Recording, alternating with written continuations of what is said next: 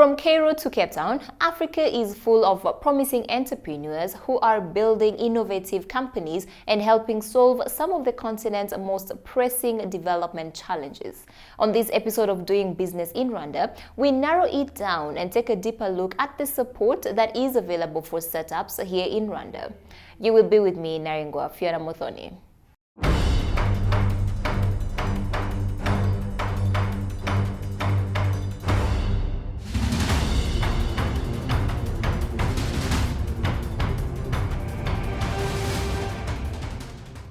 The inaugural Hanga Pitch Fest attracted about 400 applicants who competed for a share of the 100,000 US dollars.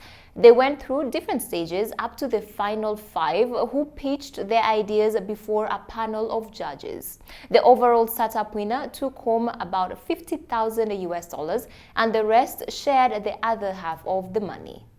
And the winner is Afri-Duna!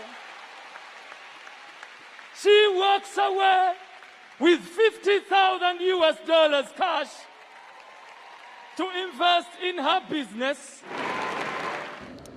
I'm feeling so much happy, blessed. I thank God for this. Today I've won 50,000 US dollars. I'm going to spend it in buying industrial machines, which will help me to manufacture many different products. And I'm focusing on low-income households so that they can also buy my products. I don't want people to base in Kigali, all technology to be in Kigali. Let's also focus in districts, in another districts, so that we can prevent overpopulation in Kigali, so that we can develop our home. Even if I'm working in Gachenye, my birth home is in Kayonza, but they are much developed and modernized than Gachenye. That's why I'm starting there. Yusuf Nwali, the Chief Operations Officer and co-founder of Bag Innovation, came in the 4th place, taking home 12,500 US dollars. He takes us through his journey. Very small competition, I think, just like one of the guests said. So we're expecting it to be just pitching and then that's it.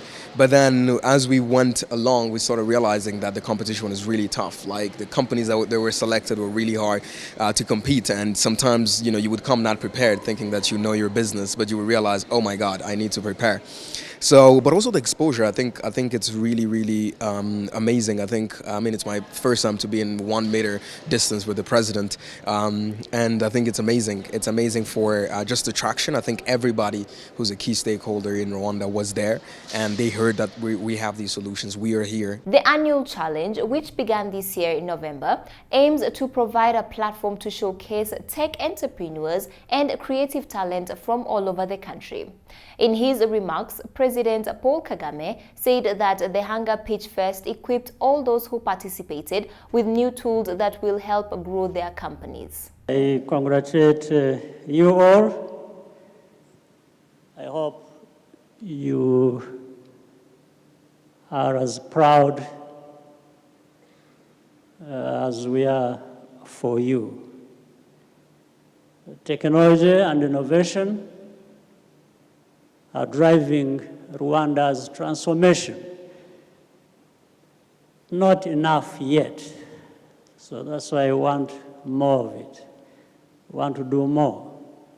Because if you want to drive the economy based on knowledge, which is very important, and by the way, which is available in any part of the world you go to. It just depends on how you are ready to tap into that. The difference will be made by how you focus on it, you invest in it, and see it with that importance it holds. The Hanga Pitch Fest has equipped all those who participated with the new tools to help you grow your companies. I want to encourage you to take full advantage of the programs and services in our country to help start-up entrepreneurs succeed. I think it's a call to action for all of us. What we've seen is brilliant and amazing ideas, but there's also a need to continue to support them. They can't walk this entrepreneurial journey alone, and they're going to need all of us, whether it's the advice we give them, whether it's the data we open up to them so that they have relevant solutions, whether it's the money that they need to take them to the next level. I think everyone in this room has a role to play in taking them to the next level. Unlocking the next level for startups is crucial.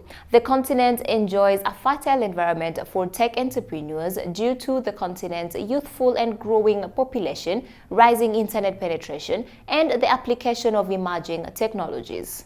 I mean, the startup ecosystem on the continent has been growing.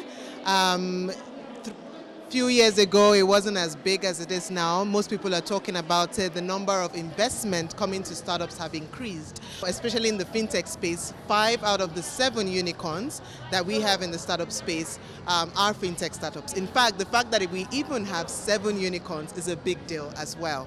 And that fintech startups have raised so much money in the 9 months, January to September this year, than from 2010 to 2019.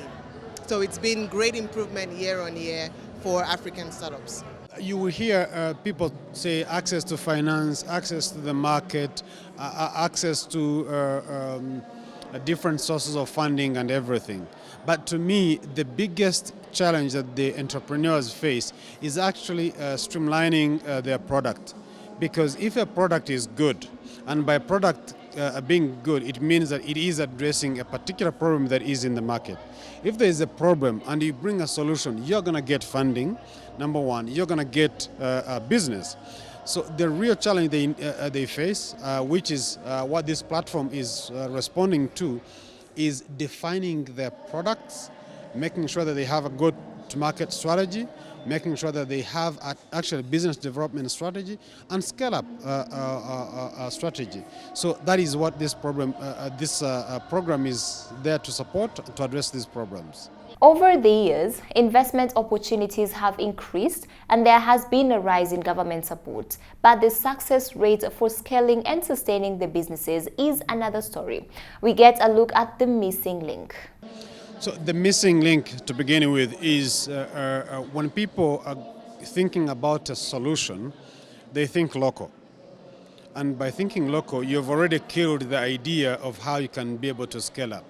So the response to that is, and what the platform addresses or supports them with, is how do you think about a solution but start from the ground up, thinking going global with your solution, right?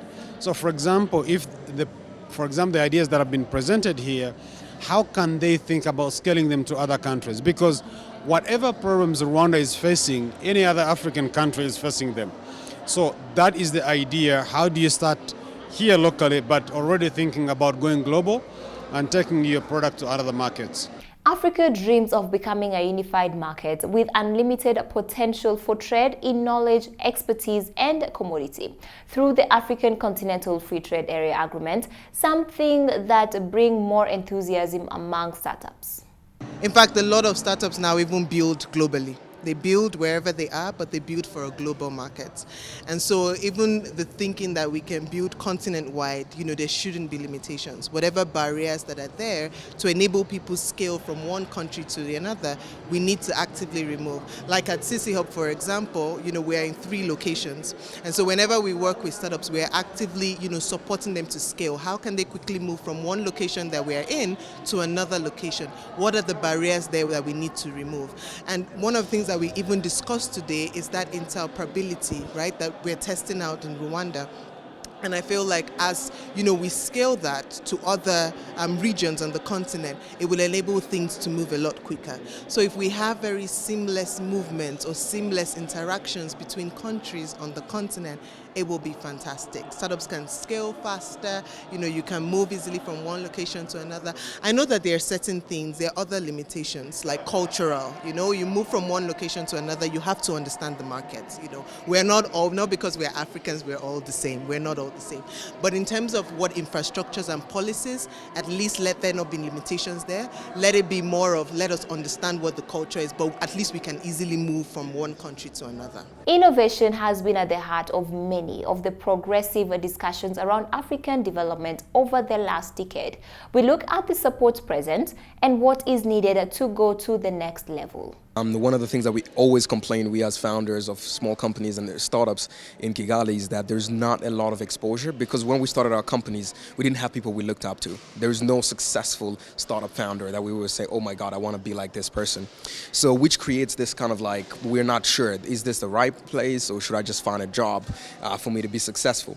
So I think by exposing, a lot of students, to like pitch from all of us, talking about the companies that we're running, that we chose entrepreneurship, and we chose that we want to start our own companies and make solutions for Rwanda. I think this, I've been receiving a lot of people just after the pitch, just really reaching out to me and say, hey, you really inspired me. I have an idea, how can I, develop it further? So I think it's really going to take us, the people who are pitching, the people who have these businesses, to really just say, okay, great, how can we give back to the students and listen to some of their ideas? We might not be the investors, but we might, because of our experience with pitching and all this, we can really just give them feedback that can actually help them as well. So it's really in our, it's our responsibility, it's our duty as entrepreneurs to really look at other early stage entrepreneurs and really help them and support them. We are lucky to have a lot of support from different angles. Being access to finance, being access to technology through institutions like NIRDA, being access to information, and now what the Ministry of ICT has started, pushing innovation forward. Yes, I believe the future is bright. We just now need to identify the talents and take them to the next level. Well, that brings us to the end of today's episode of Doing Business in Rwanda. Thank you so much for tuning in. You're with me, Narengwa Fiona Muthoni.